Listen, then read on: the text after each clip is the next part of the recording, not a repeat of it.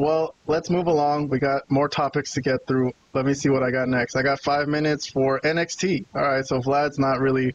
I don't know if Vlad saw it. No, I really didn't, but I'll like to hear some stuff. Sure, yeah. Here's your NXT report for the evening. Once again, guys, I will promote that we did a review of this already. So me and Robert, we have a review of every storyline from this past Tuesday's NXT with some nice pictures, some angle summaries, and our thumbs up, thumbs down review. So if you guys want to go through that and see what we thought of everything, that's cool. You can do that. I will put a link to this, a link to our review in the description below.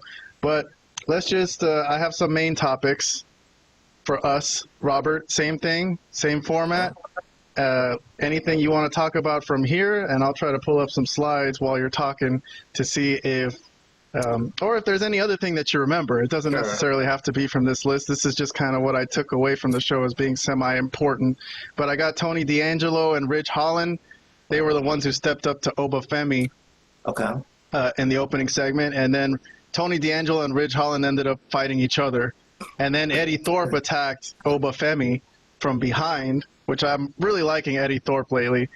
And then another thing that happened was Javon Evans returned from his jaw injury to attack Ethan Page, but he ended up getting his ass kicked. And then Bayley appeared on NXT to talk to Roxanne, but they ended up fighting. So that's how the show ended. All right, so Robert, the floor is yours. You're our NXT expert on this show.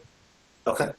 So I'm glad D'Angelo stepped up to Obafemi, because it wasn't too long ago where D'Angelo took that, forgot the name of the title, but the other title, not the main NXT one. The North American title. Yeah, the North American title. That was kind of interesting. Yeah, he was the first guy to step up to him.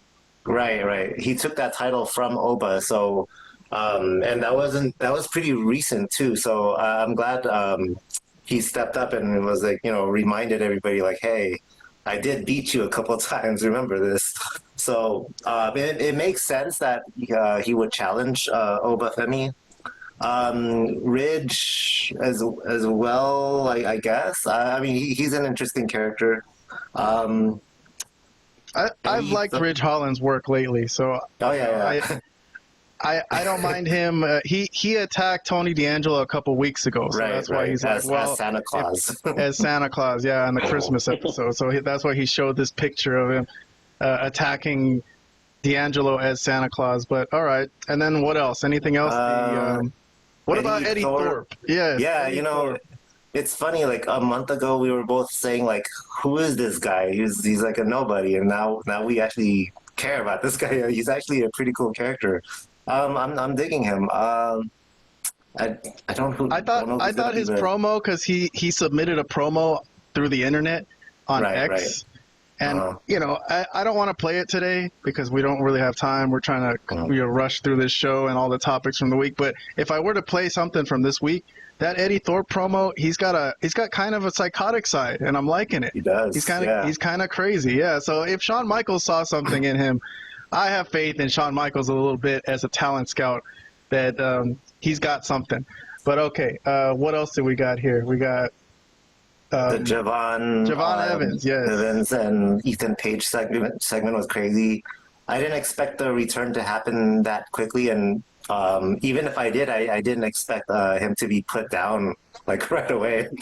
So that was kind of weak. I thought the return was kind of too fast, too soon, and then he just got his ass kicked again. I mean, weird. Usually when they come back, they get over the guy that attacked them, right? But that didn't happen. So that's kind of an odd choice there.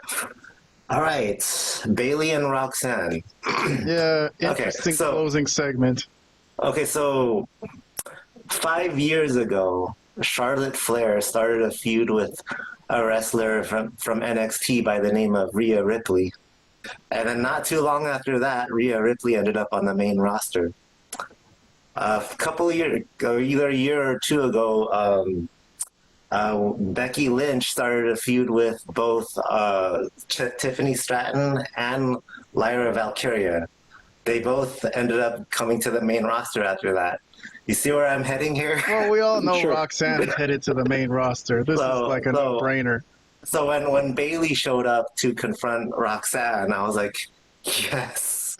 If anything was a confirmation that Roxanne's coming to the main roster, this was it. So this was exciting to see. Hey, I know you're a big Roxanne fan, but do you have any worries about her size going to the main roster? Is she going to be like an Alexa Bliss, who's just kind of a good worker, but it doesn't make any sense? In Vlad's view, Vlad does this thing where if someone's too small, like they look like Riho, it's just like he's going to dismiss it. You know what I mean? So I think there's going to be some challenges, but I do also think she's, at least in ring wise, I do think she's more talented than Alexa Bliss. Yeah, I don't remember Alexa Bliss being a good worker. Yeah. I never heard anyone say that before. Yeah, so I'm not too worried about it. Excuse me. Okay, one little comment before we move on. Something that wasn't on the list, and something that did not happen, but I was kind of expecting, because Corey Graves put out, I think, like a tweet or something about.